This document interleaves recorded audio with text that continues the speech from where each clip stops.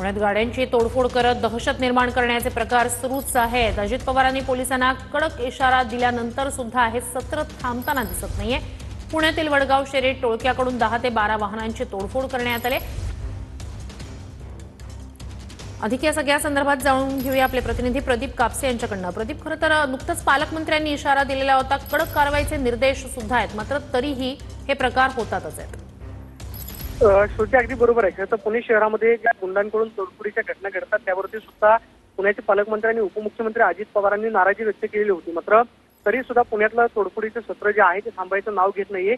वडगाव शिरीमध्ये मध्यरात्री या चोरट्यांकडून दहशत जी आहे ती निर्माण करण्याचा प्रयत्न केलेला आहे।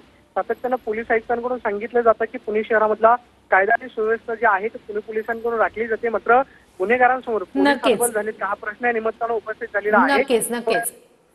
नक्कीच। तुर्तास धन्यवाद प्रदीप, तुम्ही दिलेल्या संपूर्ण माहितीसाठी।